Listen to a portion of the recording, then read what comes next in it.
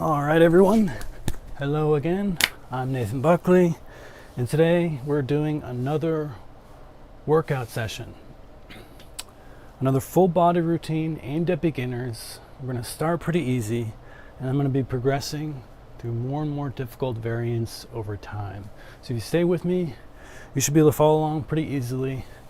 But one thing I did discover last time was that, first of all, this is a little bit suboptimal here. I don't have the biggest space, and I'm tall. So if I want you to see me on the ground doing push-ups and stuff, it's not all so easy for you to see me up here. So, I'm going to try to keep that in mind, and maybe I'll get on my knees to do some, overhead dumbbell presses or something. But we'll just work it. We'll make it work, That doesn't have to be perfect.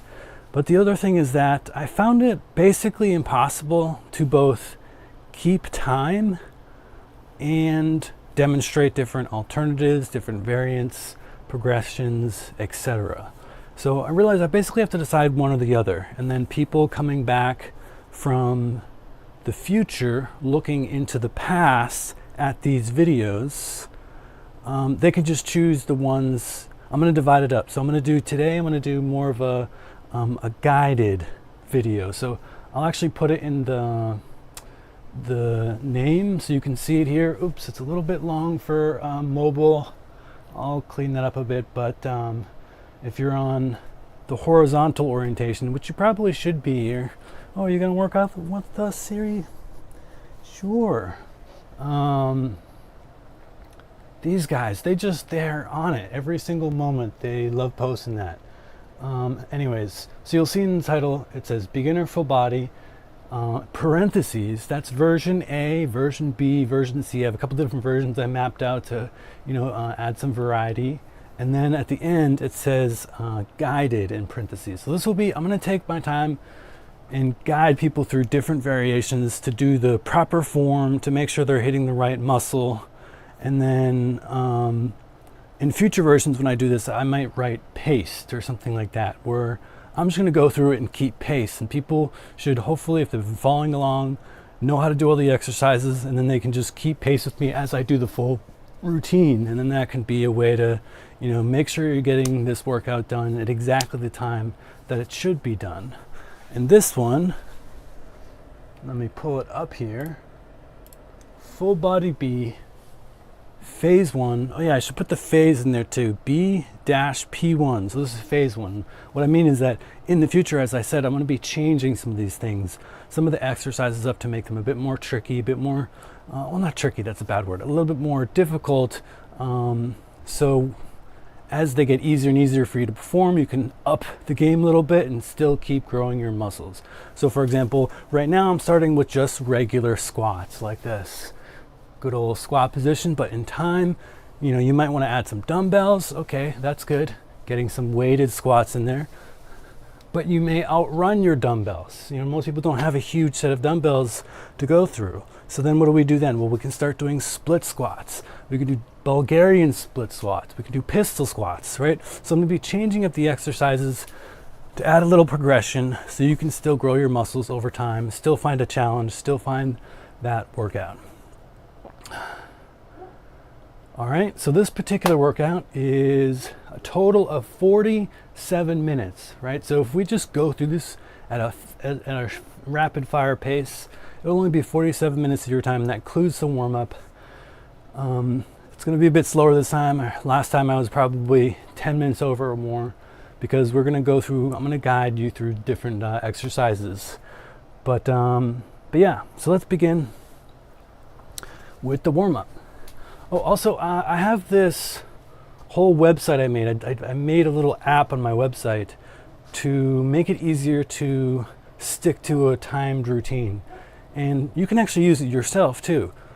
It's njb.fyi/timer. It's a little app I vibe coded to see the state of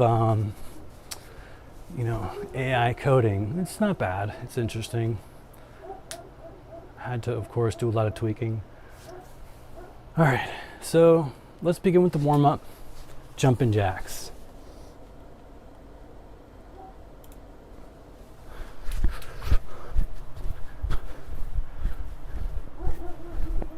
And this is just to warm up our body, get the blood flowing.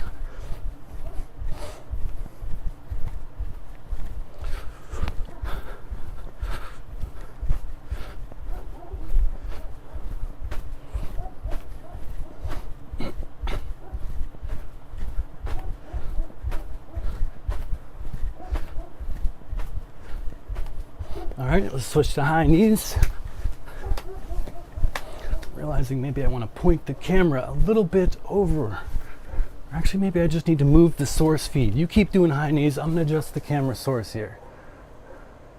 So I'm more in the center.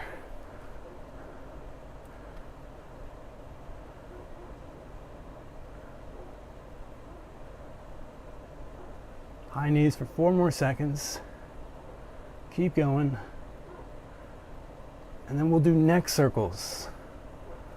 Let's see what that does. Gets me a little bit closer to the center over there without having to stand inside the weight rack.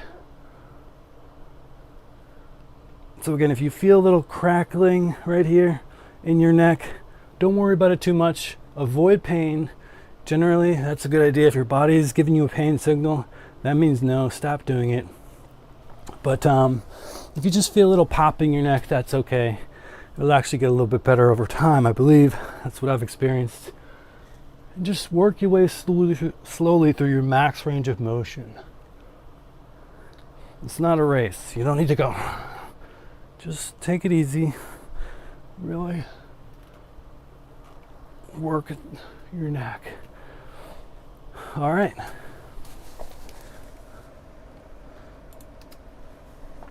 Next, we're going to do some arm circles. Start forward and small. Hey, baby. And then you can slowly get a little bit bigger, a little bit bigger, a little bit bigger. And backwards. You can start big, start small, and then just transition. Smaller and smaller, or bigger and bigger. Again, some people like to point their fingers down here. I think that was a P90X thing back in the day. All right.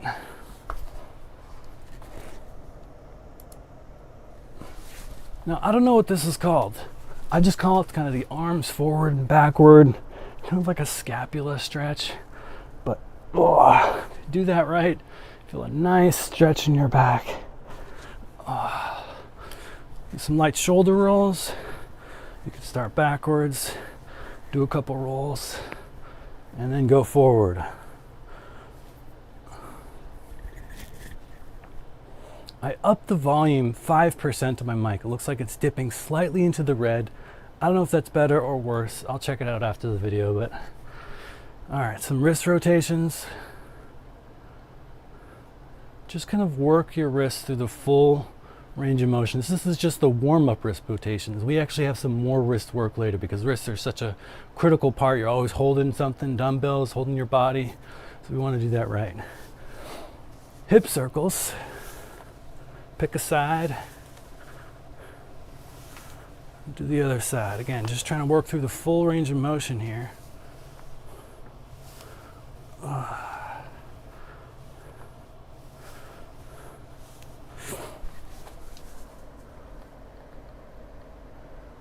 I saw an error. I'm going to pause for a moment, fix that error, or write down to fix that error. So all future viewers won't have a problem.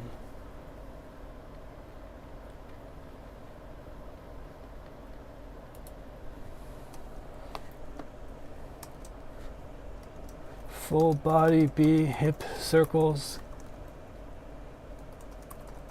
Only show one side. I need to put both sides in there. Again, this is going to be a little bit slower paced one. It's not going to be paced the exact 47 minutes of this routine because I'm going to go through this kind of like a practice for me just as much as a practice for you guys. All right. Ankle rotations. Pick a side, full range of motion. You can swap directions after a couple of rotations. And again, the other foot as well. All right, archer squat. This is where you get down to one side and just switch sides like this. This is similar to a lot of exercises actually. There's a Cossack squat. You know, some people lift their foot up like this. But if you just need to start a little bit less deep, that's okay. You'll work your way over time with more practice. Straddle rotations.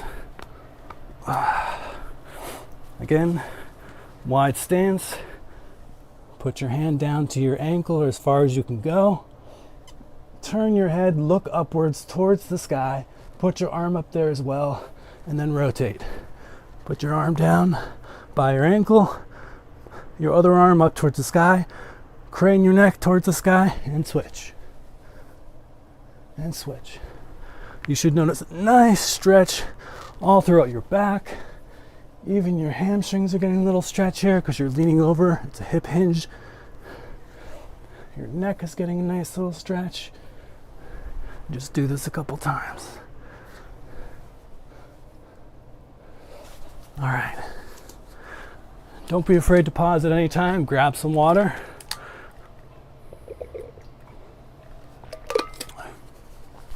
We're going to do some multi-angle wrist rocks.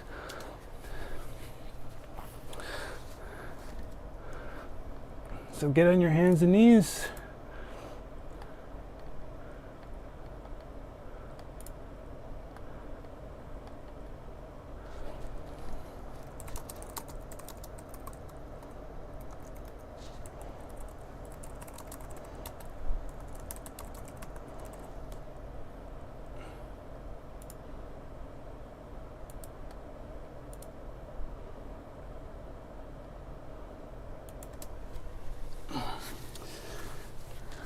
We're going to get on our hands and knees.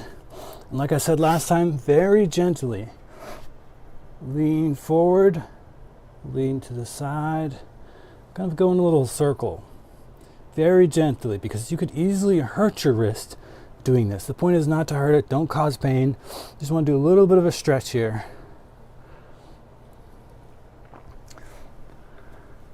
You can do wrist clocks, where you, here, I gotta move this down.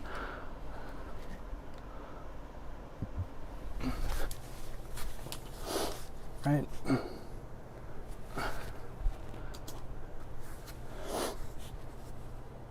We're rotating around, just kind of getting a little stretch of the wrist. You could do wrist clocks, where you move your wrist like so, as far as you can. And you can even stop at any one of these points and do a little bit of movement around them. Just gently stretching the wrists. Another one I like to do is kind of a false grip to fist, where you go on the back of your hands, palms up, and you just close your fist and open it very gently. Again, be very careful. You don't want to lean too far with this one, but you can kind of like gently open up the wrists a little bit and stretch them. All right, next up we have cat cows. While we're already down here, what I want you to do is to extend your spine and flex your spine. So you're going to arch backward as much as you can, including your neck, and feel that stretch. And then do the same in the opposite direction. Ooh. And then repeat.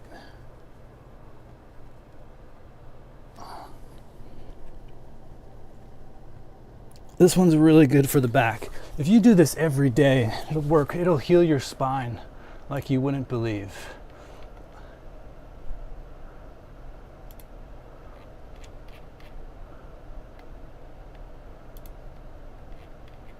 I keep seeing errors. I want to write them down.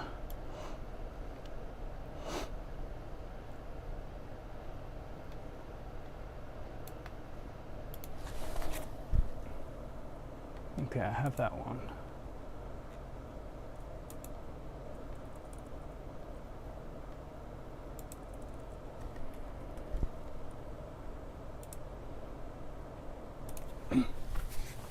All right, again, we're going to get into cat-cows and we're going to do some lateral flexion, right? We were doing extension before, which is arching backwards, flexion, and this is lateral movement of the spine.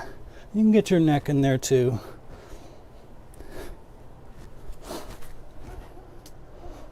And now kind of round out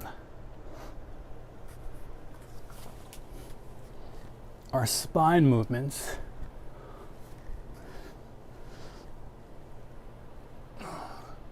Extension, flexion, and lateral flexion.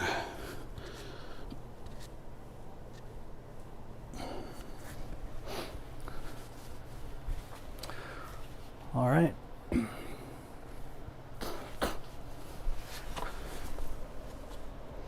We're going to take a little rest here and set up the incline bench in a second here.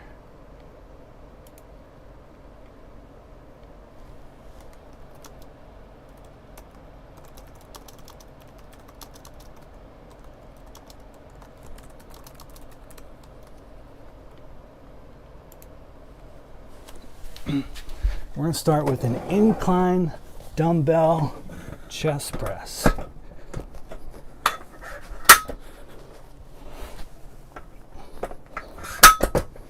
There's no specific amount you need to set it to, but you can vary it over time. But why incline? Well, there's been some research that suggests that incline will give you just as much as benefit as a flat bench, as a traditional chest press from a flat position.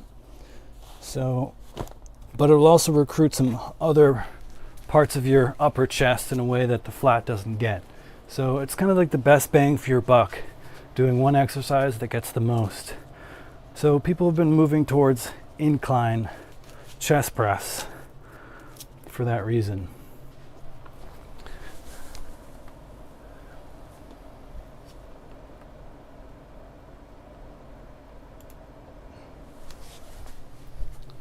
So start light.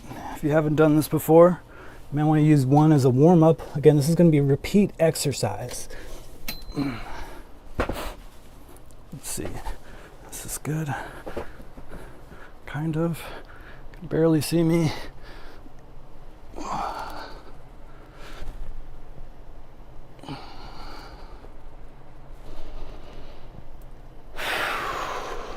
Try to breathe out on the concentric. Inhale on the eccentric.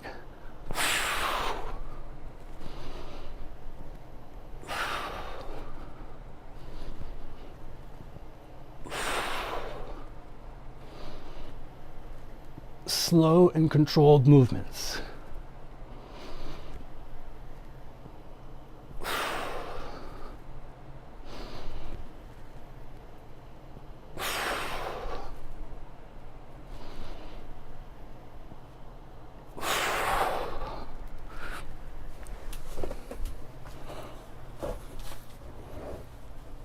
We'll take a little rest. Let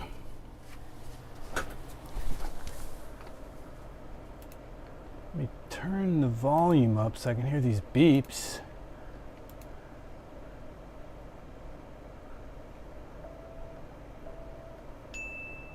There we go.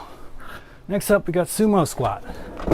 This is kind of a wide stance squat, okay? Get your feet wider than your shoulder width, as wide as you comfortably can. I don't know if there's a formula for doing so, but some people like to do things like this to keep it consistent, where they go, make a V, 1, 2, 3, 4, whatever works for you and gets you in a consistent position, and then go down and up.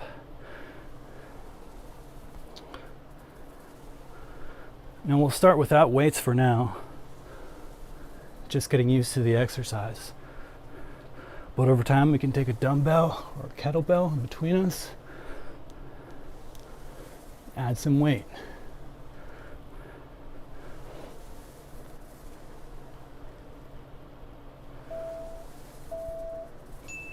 How low should you go?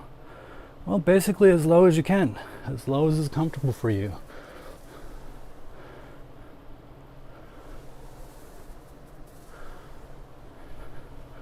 We'll take a little rest there.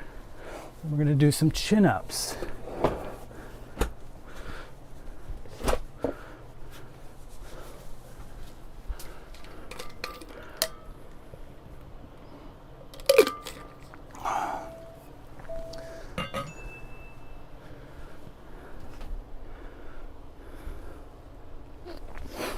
Oh, maybe I should readjust the camera.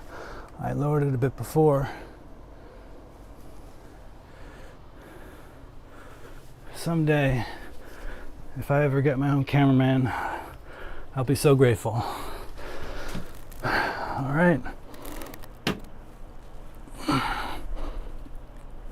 I kind of have a low bar here, so I have to either spread my legs or hold them up.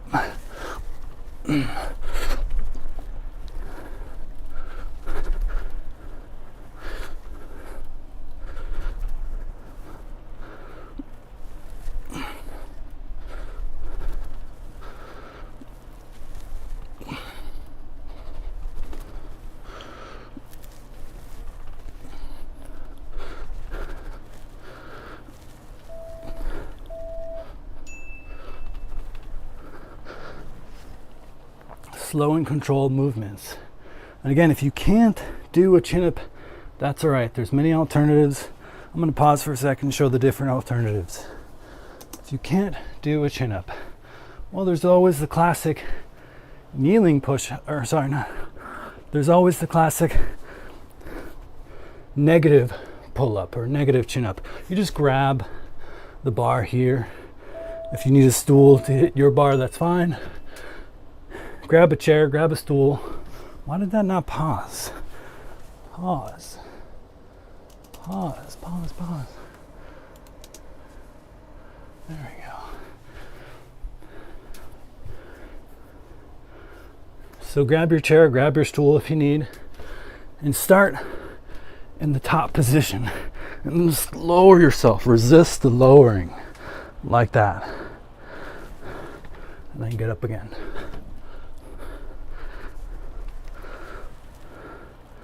Resist the lowering. That's one way to do it. You can also do at an angle. So another good way to work on your pull-up strength is to do table rows, inverted table rows. So imagine you have like a table, right? Maybe I can set this up kind of like a table. You'll get under that table.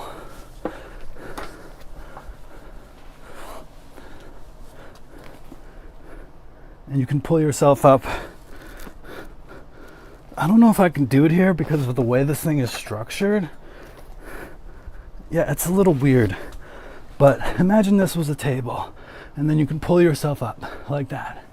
I can do it with the rings. That's another easy way to do it. If you got calisthenics rings.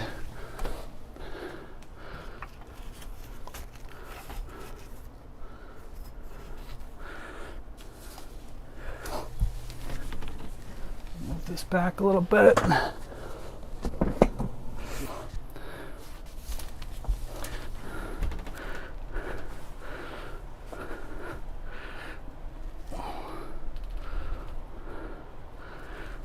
The more of an angle you're at, the easier it is. You want it to be harder?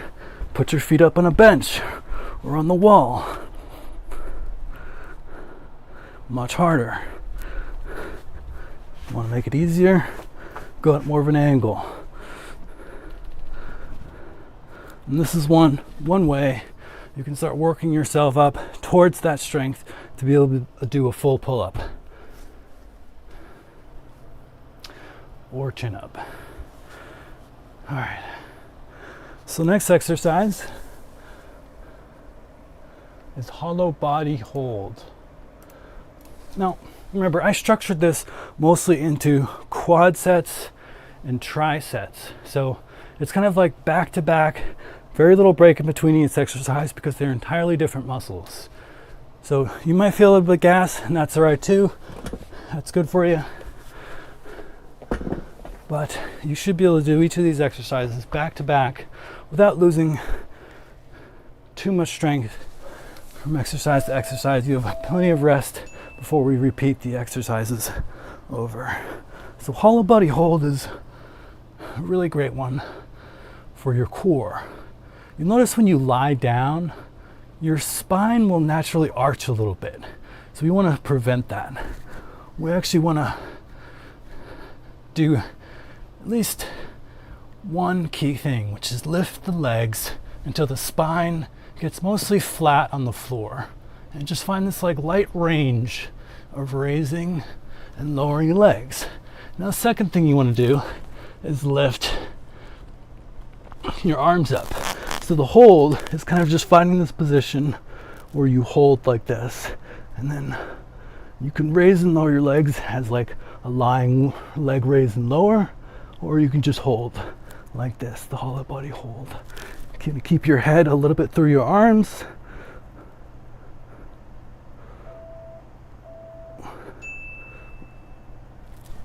Like that.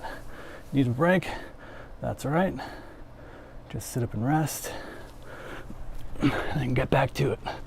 Classic hollow body hold. I kind of like to do them in tangent with lying leg raises and lowers, because I feel like it gets a nice bigger range of motion here. But we'll just start with one, the classic hollow body hold, and we can progress a bit later. All right, and those 4 exercises were the quad set. Now we're just going to repeat. Again, incline dumbbell chest press. Now what happens if you don't have a bench? That's totally fine. Just do this on the ground, on a flat, on your floor, on your mat, and it'll work 90% of the same muscles.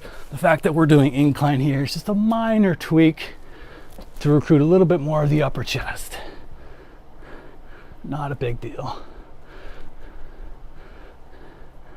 The other advantage of the bench is it kind of lets you get lower, especially with the dumbbells. See how I can go lower? If I was on the ground, I'd be stuck about here. So it gives you more tension in the most stretched position, which is considered optimal. At least that's what research suggests. How true that is may vary per person, and more research has yet to be done to really make that super definitive, but I'm inclined to believe that it's pretty good advice. Sumo squats, let's do that again. I'm gonna add a dumbbell. I'll show you guys how to do that. Easiest way is to hold the dumbbell like this and squat down.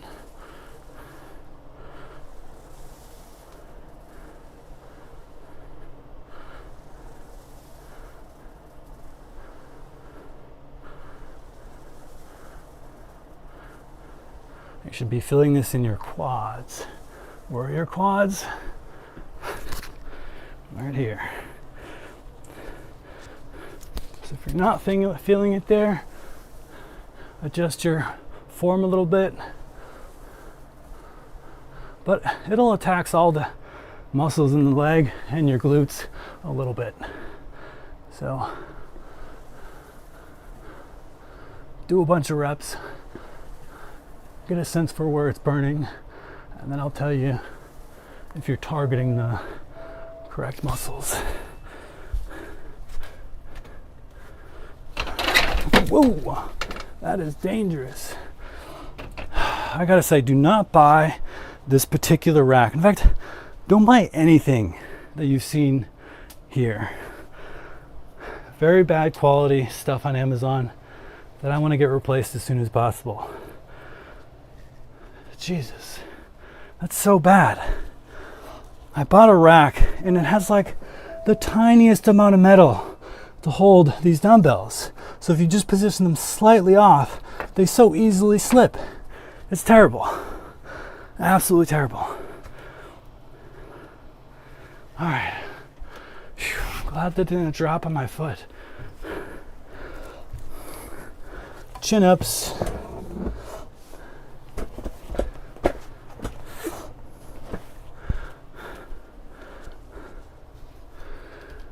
Again, just do the negative if that's all you can do, or do some table rows, whatever works for you.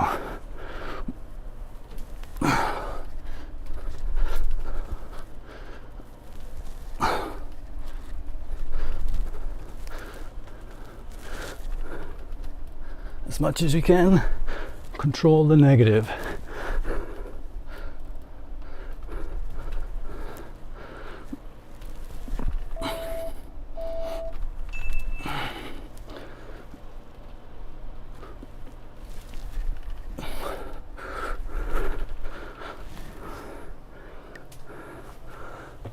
All right, next up, hollow body holds. Again, don't let that back arch. Hold up that neck in alignment with your arms.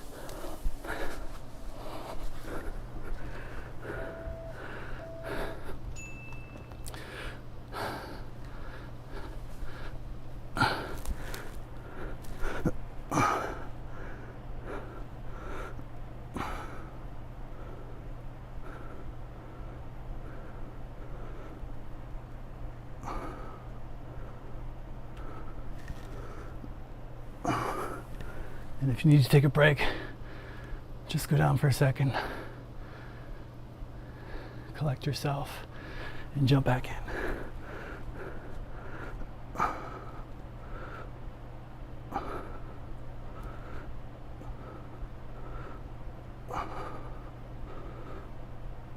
Whew. That's a hard one.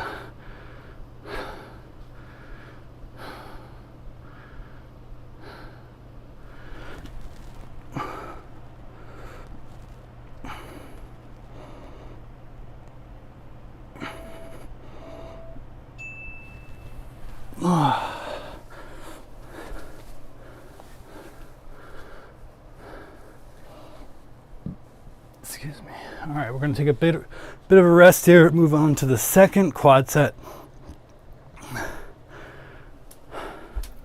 And again, anything that you see that I have here, well, I guess particularly this bench and this rack, do not buy. I really think that would be a very bad idea. I mean, this bench, for starters, look, it's not even flat. This is considered the flat position. And this is angled and this is angled. So bad. But also, the fabric, I can tell that in a couple years, this crappy plastic top is gonna start flaking. So why did I get it? Well, I'm kind of in a weird temporary living situation. Normally I try to get nice quality things that'll last a while, but I'm in this situation where I may not be here for a while and I don't want to have all these like really big heavy things to lug around. So I got something that just works for now, you know. It's better than nothing, and it didn't break the bank. But so unless you're in that exact same situation, I would spring for a slightly nicer bench. Same with this rack. Again, same concept.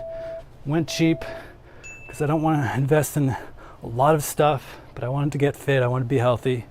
But wow, this thing is borderline dangerous. All right, next exercise.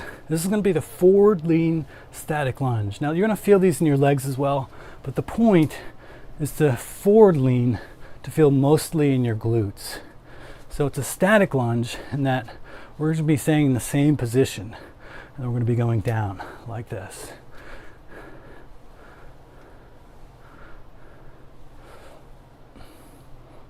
Noticed another issue with my workout list. I'm going to change that real quick. 20 more seconds on that exercise. But Forward lean static lunge needs both sides, exclamation mark. Right? Because you're doing one side at a time.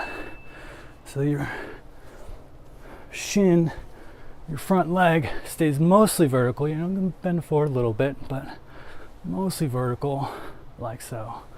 And you'll feel that killer workout in your legs. And by leaning forward a little bit, theoretically you're accentuating your glute work. And you could switch to the other side. I'm just going to restart the last one.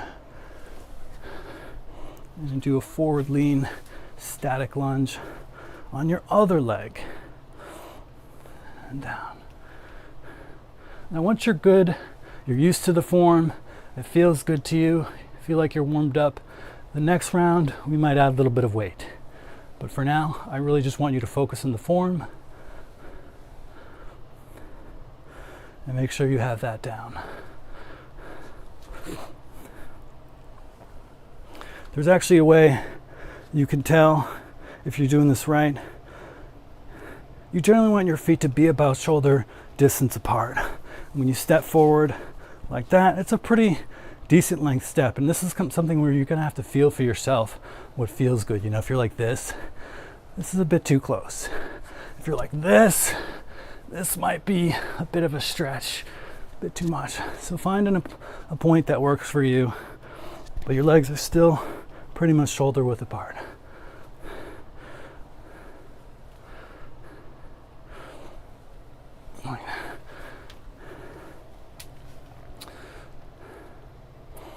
All right, next up, the Zotman curl. This is a great one for your biceps and your forearms.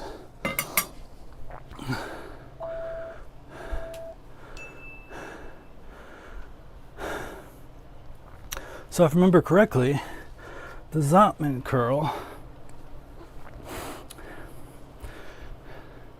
is basically a hammer up, or is it the other way around? Curl up, hammer down. I need to look into that.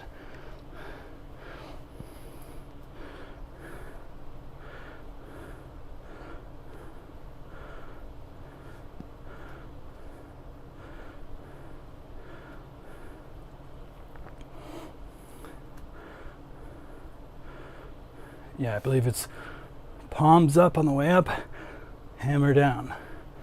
But let's look that up real quick. I always get confused because I actually like to do inverse Zotman curls.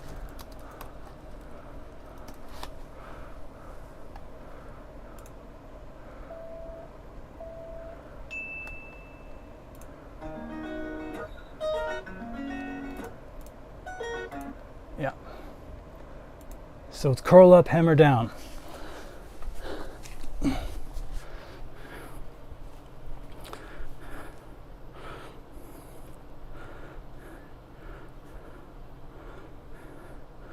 Slow and controlled. Now, if you want to explode in the positive, you can go ahead and do that. I'll talk more about that on Monday. Whoa.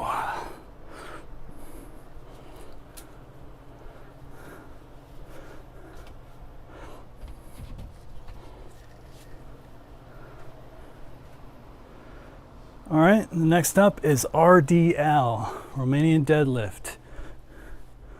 Where is my hand towel?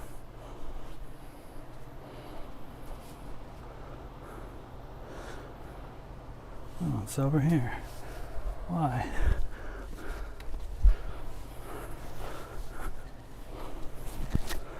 So, the RDL is a classic.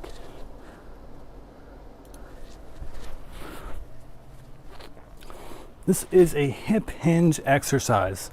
It's targeting primarily your hamstrings. You want to have a straight spine. You'll be hinging at the hips. Now again, start with really lightweight if this is the first time you're doing it. This is pretty light for me, but it's enough to sort of get me feeling some tension. So you're just going to bend at the hips. Your legs aren't necessarily fully locked out. You can have a little bit of a bend in them.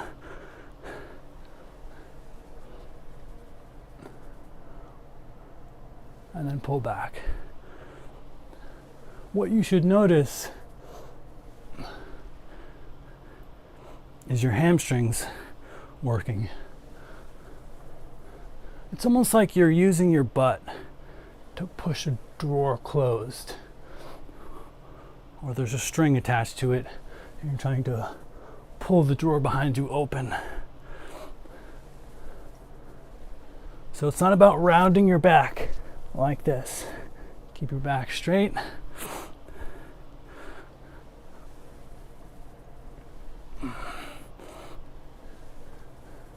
And hip hinge to bring the weights up.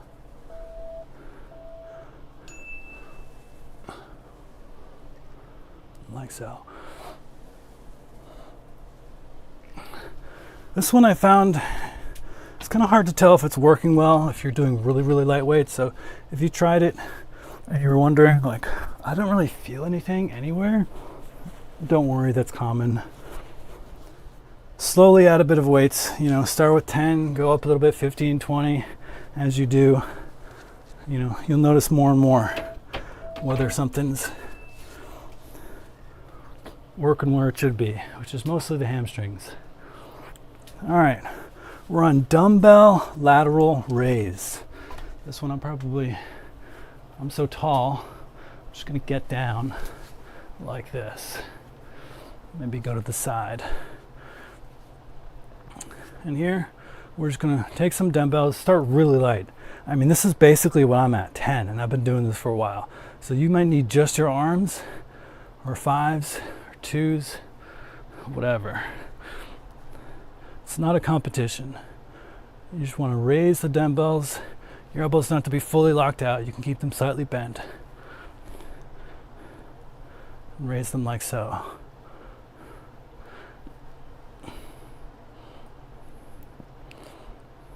Now, I rarely actually do just the side raise like this. When I do dumbbell lateral raises, I usually go forward raises, I do back raises, I do a little bit of angles, because there's a whole host of muscles that you're trying to target here. And when you get these developed, you'll see like little striations. I don't have them, don't even try to look for them. Oh, there's like a little bit of a line. So you want to target all those, you really need to do a full range. I mean, there's around the world, there's a lot of exercises that do this. But the one tricky thing about dumbbell lateral raises, I will say, is that it's really hard to not also recruit other muscles, in particular the traps. You know, that's not a bad thing. I want a little bit of traps, you know. But predominantly, you want to be recruiting your deltoids. So just find where that happens the best for you. I can definitely feel it in my delts predominantly. My traps are helping out a little bit. That's these muscles up here. And that's okay too. We're not going for perfection here. At least I'm not. I'm not trying to be a bodybuilder or anything. I just want to be reasonably strong, reasonably healthy.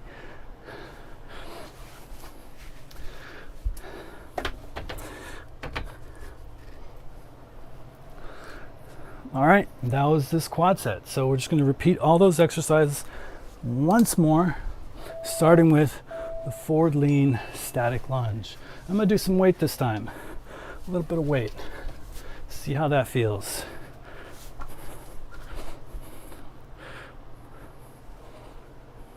Forward lean.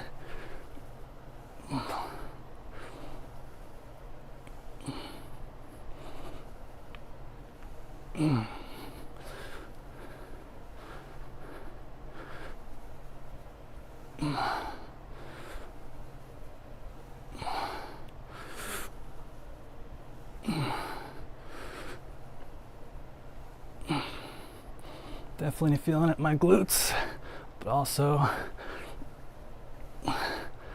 quite a bit of my legs.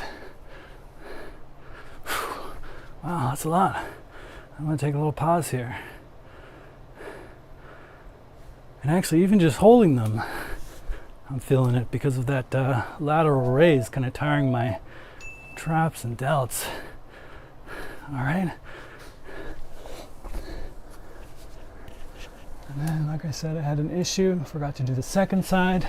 So I'm just going to go back, and then we'll do that.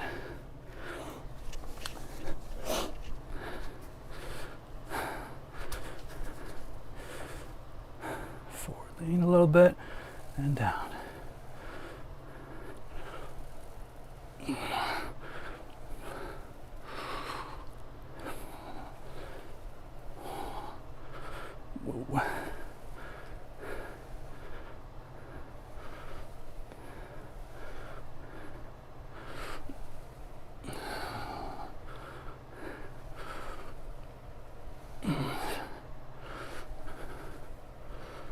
Whoa.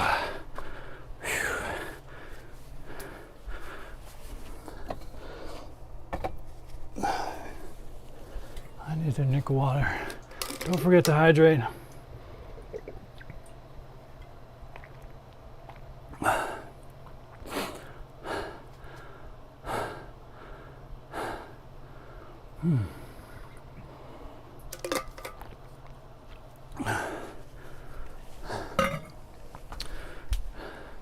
We got the Zotman curl. This one's a brand new one.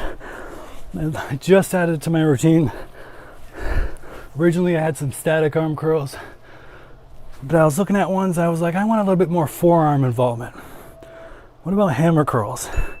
And I stumbled on the Zotman curl a week or two ago, and I really like them. Great exercise. Oh, cat hair everywhere. That's my life. All right. So again, it's going to be kind of a traditional palms up curl on the way up, rotate, hammer down.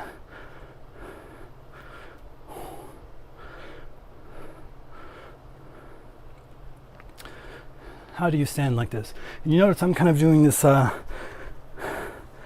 foot forward stance. You can do that. You can also just stand like this. Not a big deal. Maybe it's easier. I guess I'm just kind of used to that stance with Taekwondo and other activities I used to do as a kid.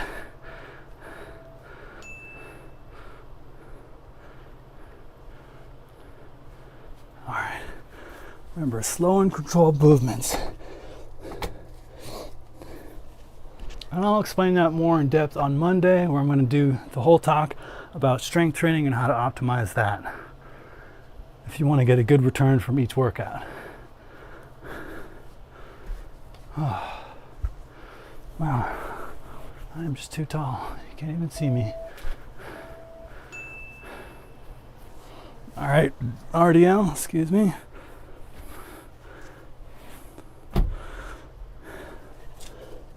Hey, cutie.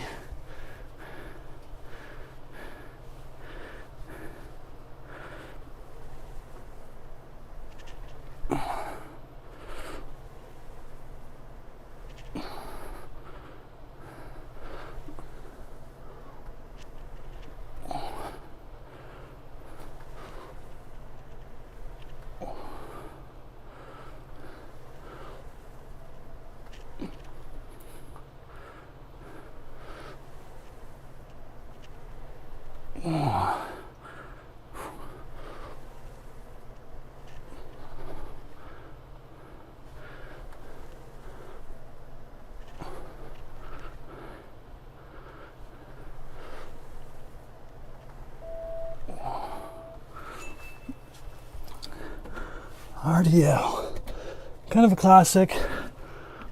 Actually not one of my favorite exercises, to be honest, but it's one of the few you can do at home without equipment to really get the hamstrings. You know, does a little bit of spinal erectors as well. So it's a good exercise, but if you're really looking to grow your hamstrings, it's hard to beat a leg curl machine.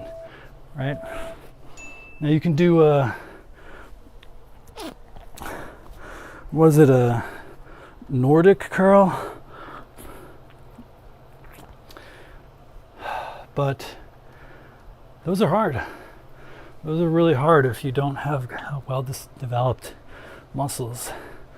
All right, we're gonna do dumbbell lateral raise. Again, don't need to do super heavy weights here.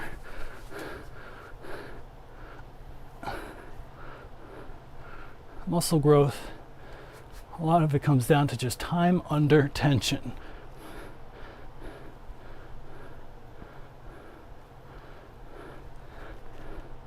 So yes, weight matters.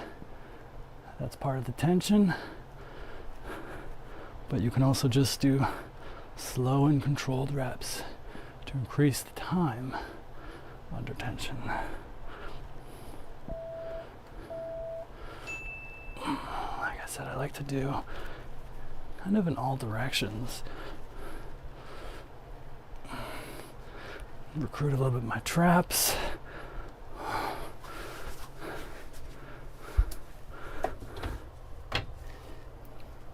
All right, now we're moving on to our next and last quad set. And then there'll be a little bit of a finisher after that.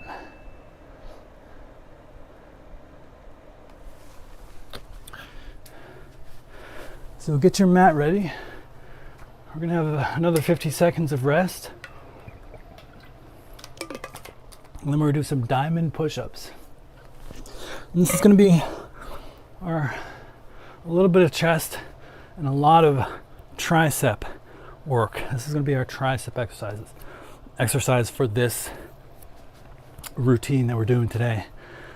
Like I said, I tried to pick an exercise that targeted every single muscle group. Some got multiple, there's a little overlay with a lot of these, and that's okay too. But the overall goal is to get, with 2 workouts per week, anywhere between 2 to 6 exercises that targeted every muscle group in the body.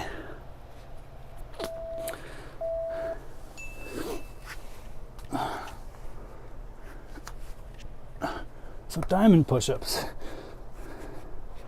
I want you to get your fingers and hands as close as you can to each other, touching, forming a little diamond. Go down, push up.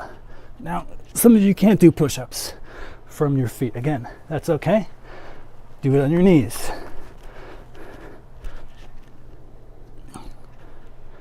If you can't go, put your hands too close, space them, back them out a little bit. They can be a couple inches apart, if that's easier for you. Over time, I want you to move those hands closer and get closer together until your 2 index fingers can touch and your 2 thumbs can touch. And when you go down, the diamond's pretty much right in the center of your chest.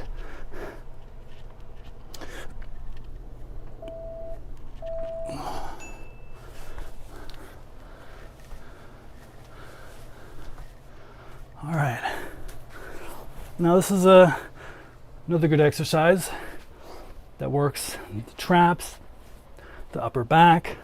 It's called the seated W raise. Now you can do the seated. I actually prefer to do a standing, but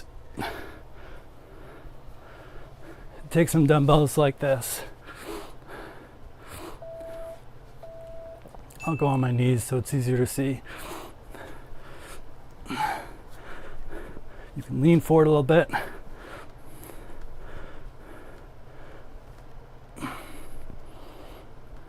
Elbows out. Raise those dumbbells up. You should feel a nice activation all along your upper back. You can also do it if you have a setup like this, kind of like a face pull. Very similar.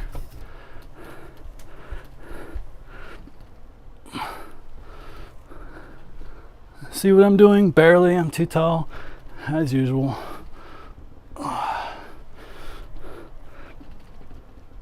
that's another way you can do it. But find the variation that works for you, whether you want to sit down or otherwise.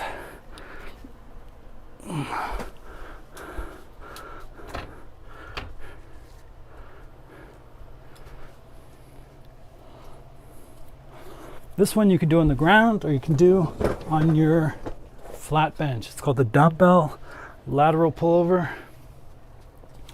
Start with a really light dumbbell if you haven't done this before.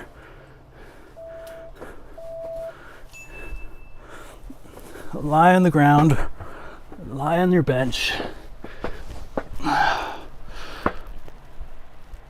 And you want to pull the dumbbell from behind you, above your head, like so, upwards.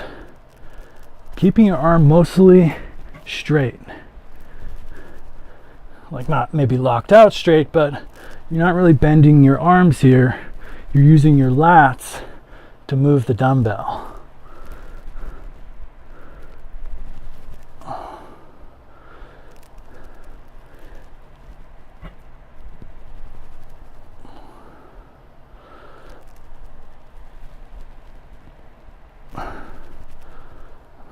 Well, I even feel it with this weight.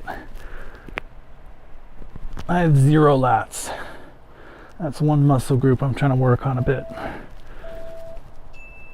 I also noticed I was a bit too close to my water bottle. Move that over.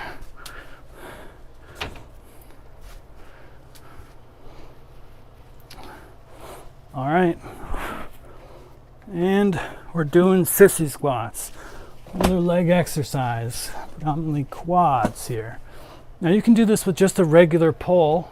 You can have a little pole, or I like to just do it right here with these rings. But the general idea is that your feet are kind of like shoulder width apart, and you're going to bend down and use your body weight, resist your body weight, right? You're pretty heavy. We all got some weight up here, and we're just resisting our body weight as we go down. And we can use a pole or something just to like kind of allow us to not fall over, but you're going to lean back ever so slightly. Here, I'm going to back up a little bit like this. Oh yeah. Once you get it right, it's really easy to feel a burn with the sissy squat. Oh.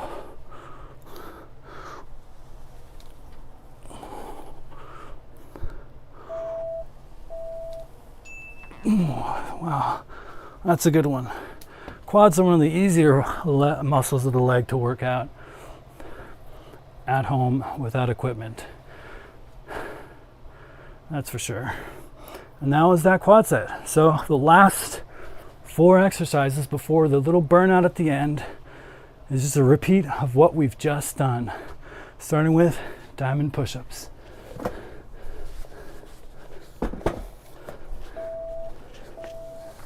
So again, get down, form that diamond with your hands, put your feet together, slowly down, and go back up.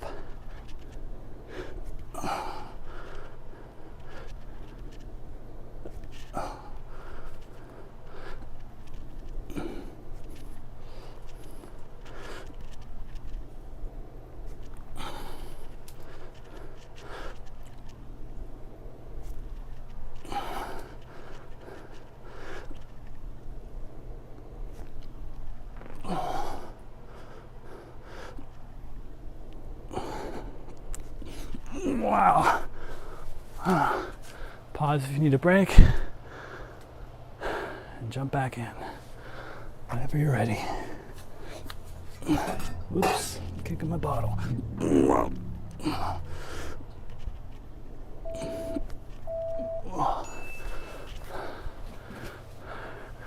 All right, seated W raise.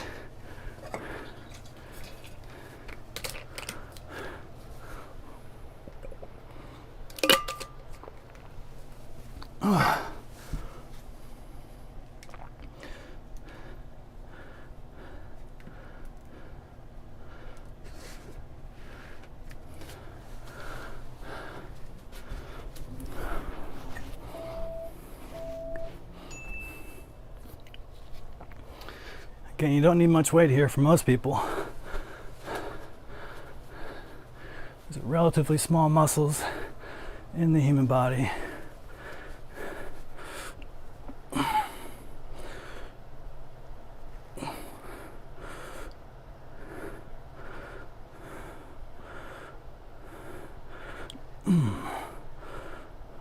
Already feeling the burn.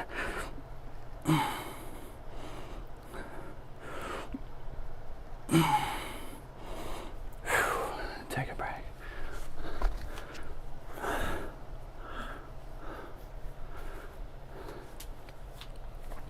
Now you might be wondering, how intense do my workouts need to be for me to gain muscle? Well, I'll be talking about that in detail on Monday. But the gist of it is this. In the beginning, as a beginner lifter, you have what's known as newbie gains.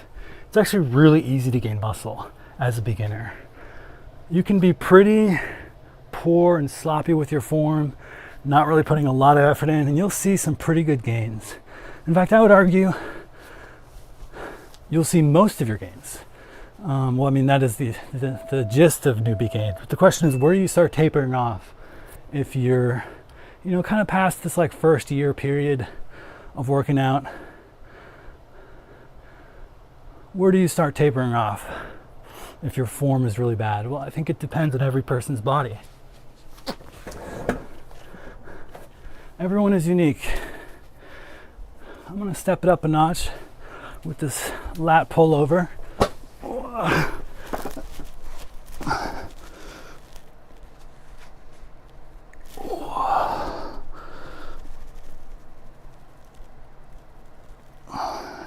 Get that nice stretch in your lats. That's the most important part. You might even do lengthened partials and just go up part way.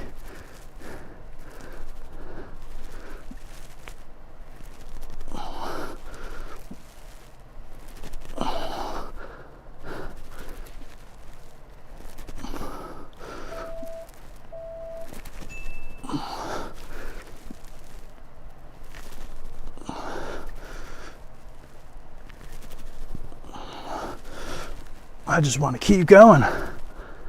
I could do this all day. No, I can't. But I can do it a few more reps. Ain't gonna hurt. All right. Sissy squat.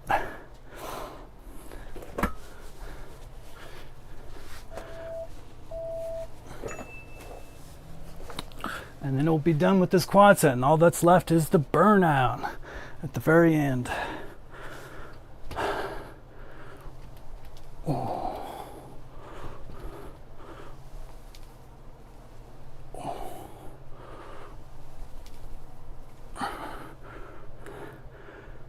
Think about how much you're holding on to whatever you're holding on to. The more you rely on that, the less you're giving to your muscles to work. So, very light hold. Just to kind of keep your balance. Maybe even just use one. Ooh.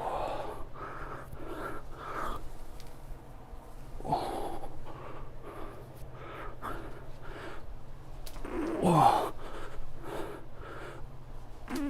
Whoa. Oh wow. When you really lean into it, whoa, that's a good one. Whoa. Whew.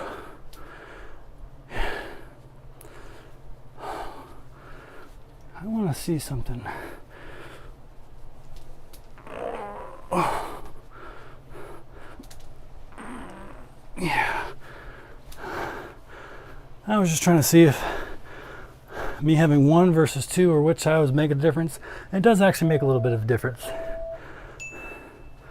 feel like in the future I'm going to continue doing both hands to keep it balanced.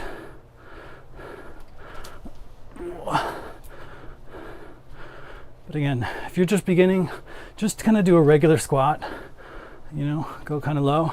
But as you get better and better, you can lean a bit more back, raise those heels up,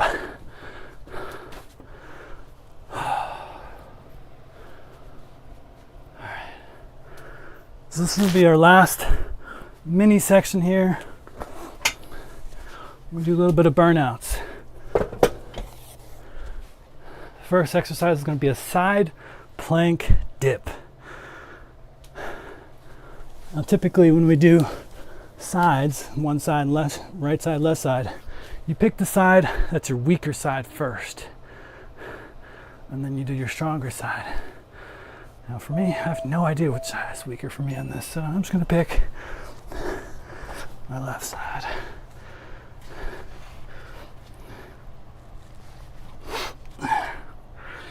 All right.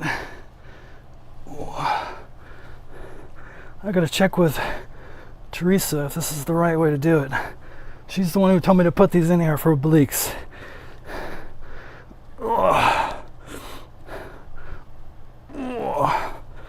That feels right to me. Basically doing a side plank and raising yourself in the middle, and you'll feel it all up in the side. Oh, I need to take a break. That's powerful stuff.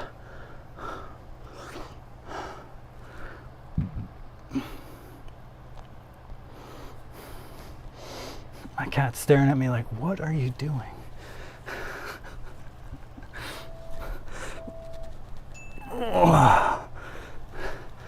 And then swap sides.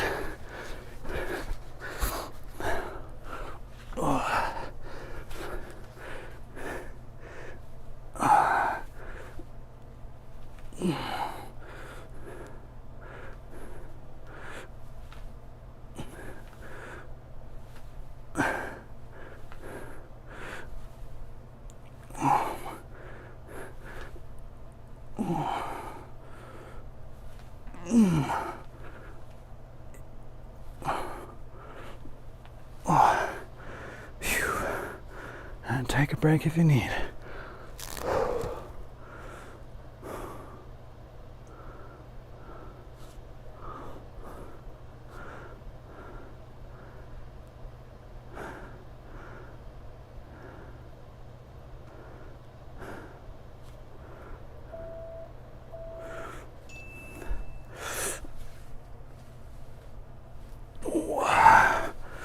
Quick rest, and then crisscross. This is another one that Teresa, my partner, she introduced to me. She said it's a really great one for core, but I'm probably going to do it wrong, so we'll have to get Teresa back in here and make sure I'm doing it right.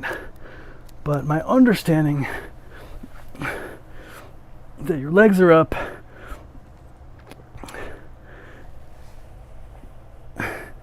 and you do something like this. Oh. Bending your elbow to your knee and then straightening the other leg. Oh.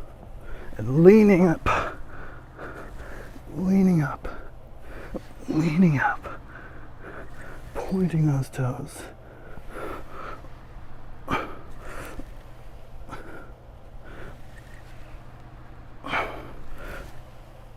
Oh.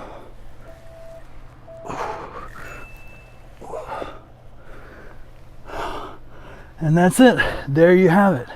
You know, one thing that Teresa's gonna be really good at is making sure you get the mind-muscle connection. She's a Pilates instructor, and she's actually wrapping up the last of her final comprehensive training.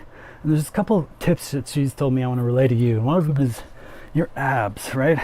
When you're doing exercises, take a moment to cough and you'll feel your abs tighten up, right? That's kind of like what you want to feel. If you're doing ab exercises and you can cough and get your abs even tighter, that's how you should be engaging your abs. So that was a good little trick she taught me. I'm probably butchering the explanation, but that's the general gist of it. There's a lot of mind-muscle connection to working out that I think is really important. But like I said, as a beginner, you can kind of just do anything and you'll still be gaining muscle for a long time. It's not really until you get to the later stages where when you're really trying to max out your maximum muscle growth for your body, that you really have to start upping intensity, perfecting the form, etc. But anyways, I feel complete with that. That was a pretty good workout. Hope my explanations are okay. Next week, I'm going to try to do the same exercises, the same full body routines A and B, but I'm going to try to do them paced. That is, I'm just going to go through them as they are, as they're listed. I'm not going to spend a huge amount of time trying to explain all the different variations, but I will, on Monday, give you a document of all the different progressions and variations for a huge range of exercises, a lot of which we'll be touching upon in this workout series. So for example, push-ups, all the different push-up variants, from your knees to regular push-ups to wide push-ups to archer push-ups to one-arm push-ups, etc. And the same for all different exercises. So I'll get that to you Monday. Come by if you really want to learn more about the intricacies of strength training and being healthy on a physical level. Next up, we have mindfulness meditation. I'm going to take a quick break. I think I want to rinse off real quick before I do that. So I'll be back in about 5 minutes, maybe 10. Stick around, my one viewer, who is probably that spammer dude. But you're welcome to watch too, spammer dude. I hope you're working out, having a good time. I am. All right, I'll be back in a bit.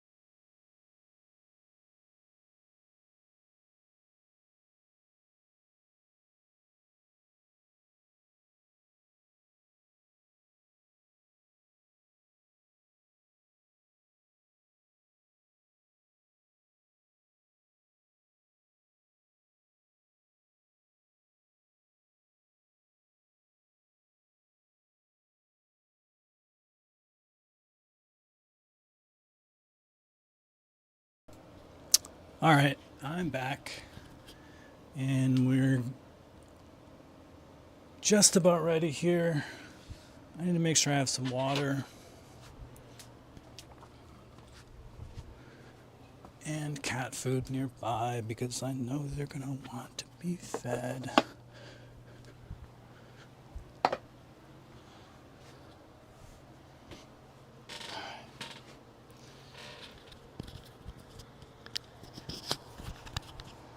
Testing, testing, 1, 2, 3.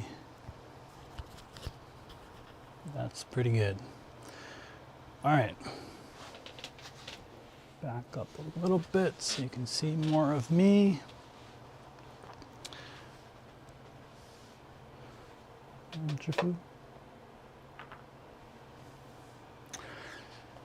So,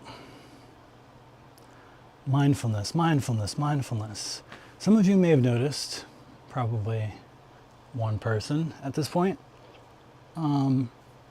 because there's just not a lot of viewers. That's okay. But you'll notice that I do mindfulness every single day, right? The other things I'll do at most twice. 2 strength training, 2 mobilities, 2 connection, 1 perspective, and mindfulness, mindfulness, mindfulness, mindfulness, mindfulness.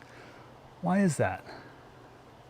Well, because mindfulness is critical to well-being, right? I care about living well, and I want to share all the tips that I can, everything I know to you guys about how to live well, how to be happy, how to reduce your stress, how to make better decisions, build good habits, and live a life without regret. And really at the core of that is mindfulness. Now, it's not to say that mindfulness is the only technique that one needs, or even the best technique. It's just the best that we know of today, at least that I know of today, to give so many benefits towards this broad notion of living well. And I describe a lot of these benefits in the post on my blog. Again, I encourage you to check that out if you haven't. That's njb.fyi/blog.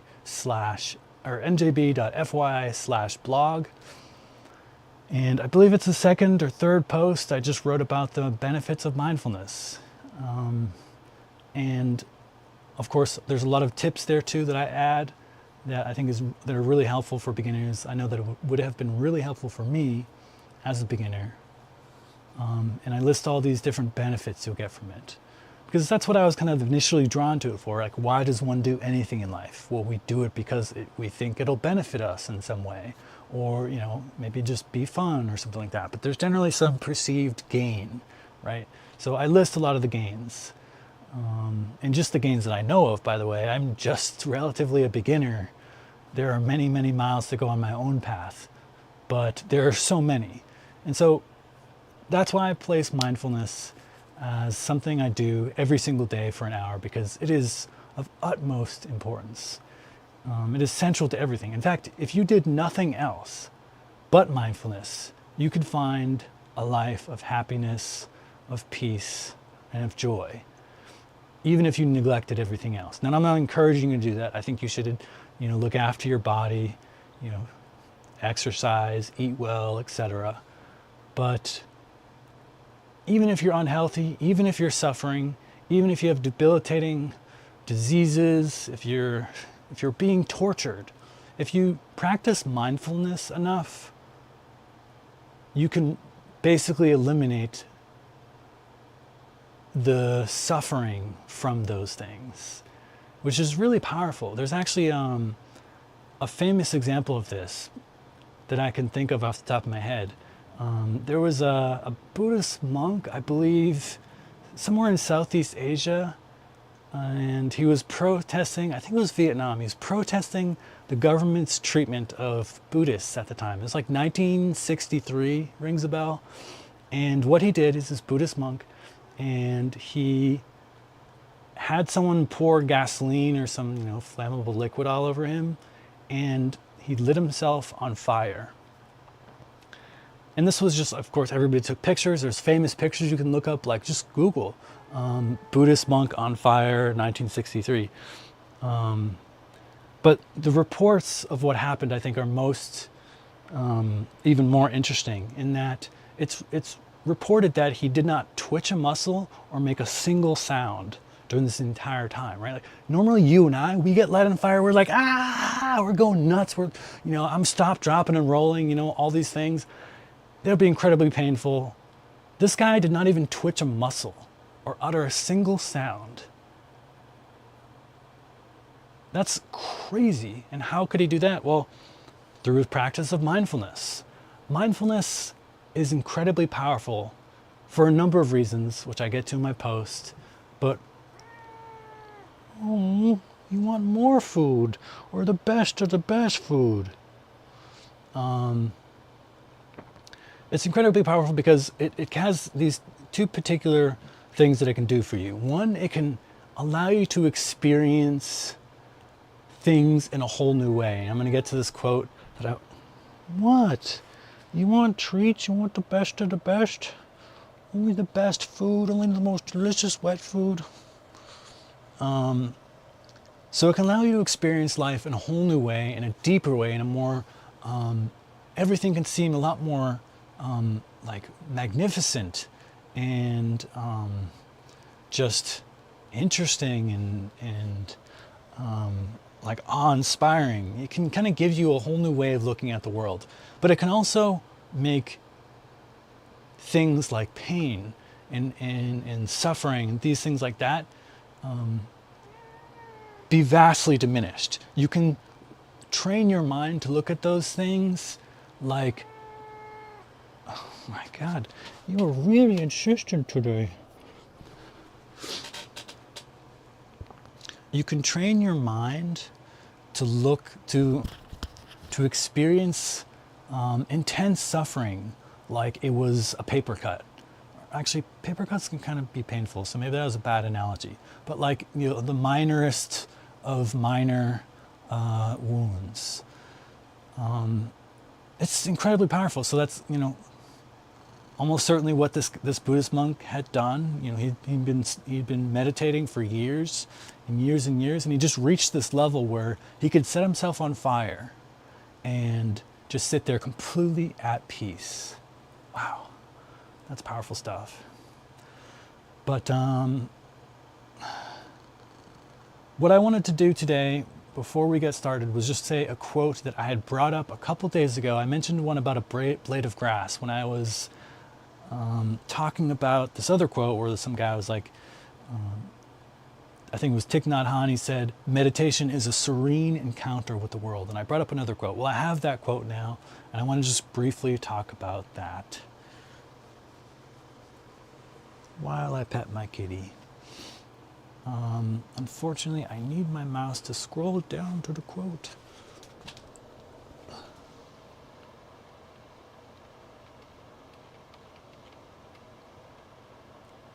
All right. So the quote was, "The moment one gives close attention to anything, even a blade of grass, it becomes a mysterious, awesome, and indescribably magnificent world in itself." Henry Miller. Let me repeat that again. The moment one gives close attention to anything, even a blade of grass, it becomes a mysterious, awesome, indescribably magnificent world in itself. That one's from Henry Miller. And that's what I was trying to get at yesterday, which is really that we don't really realize it going through life normally, but the world is abuzz with things going on at every single level. We're just only attentive to a small fraction of it. So the example I gave the other day of, two people walking in the woods and one who knows all the bird calls. Well, bird calls are just one part of it, right? You don't need to be an ornithologist to be able to appreciate the calls of birds, right? It doesn't matter if you know that this is a robin, that's a blue jay, this is a mockingbird. The sounds can be appreciated in and of themselves. And the same applies to all manner of things around us. Whether it's bird calls or any other sounds, different insects, or the feel of, you know, the feeling of the soft ground under your feet, or, you know, the creaking of trees, or the rustling of leaves. Every stop you make in nature, everything you do, whether it's looking at a blade of grass or otherwise, can be a wonderful and awe-inspiring experience. And this is hard for a lot of people to grasp, and it might be kind of mind-blowing, like, what is this guy talking about? What a nut job, I'm out of here. No, not at all. It's something you just have to experience. It's an experiential thing. I can tell you about it as much as possible, but you'll never get it until you try meditating a bit. Ugh, cat hair in my throat.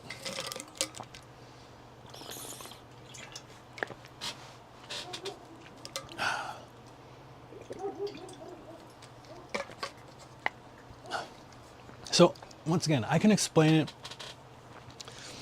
but you really have to meditate for a bit and practice, and over time you'll really see this. And so you can make even very mundane experiences a whole new, new and interesting in ways you didn't really realize before. And as I said before, it makes it really difficult to be bored. Right? It's basically impossible to be bored once you learn this skill, because there's so much going around. There's so much going on around you that, you know, if you just really pay attention, you can't be bored. And this applies not just to nature, right?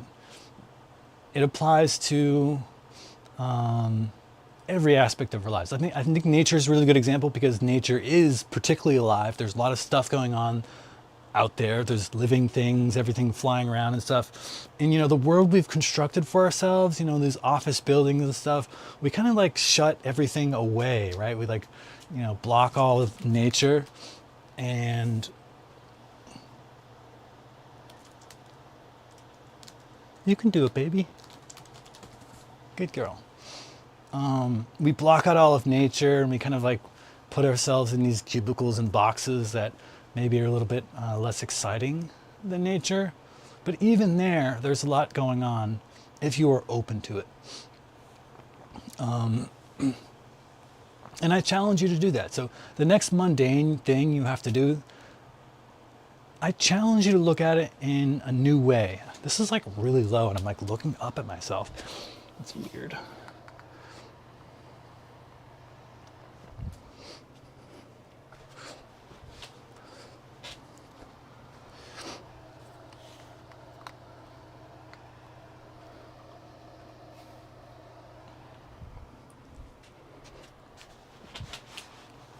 That's a bit better.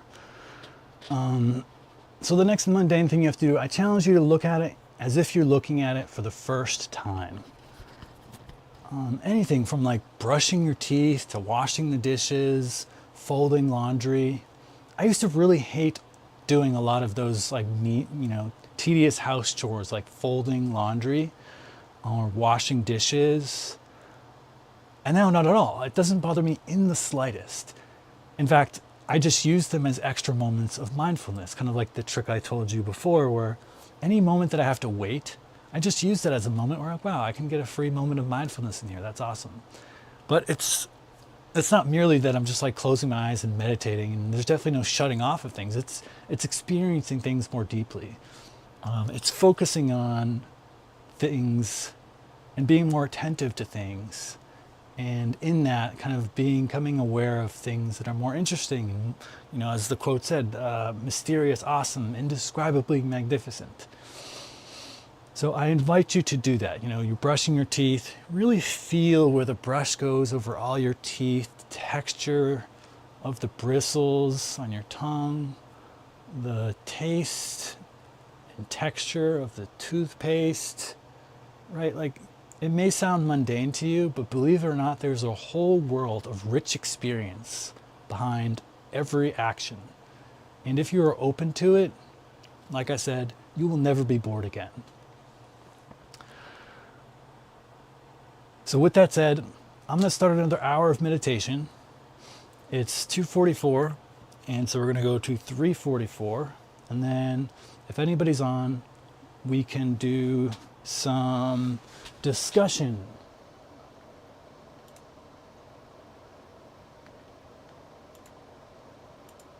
Oh, interesting. Okay. No, I'm still not quite fully used to Streamlabs yet. Little quirks I have to figure out, but like whenever I start a stream, I have to remember to go to the second tab called multi-stream so I can see all the chat, as opposed to just, I don't know what it is, like top chat. Like what is top chat? I still don't know what the hell half this crap is. Super chats, like people paying money to like write stuff. I don't know. Whatever, bro. Let's get started.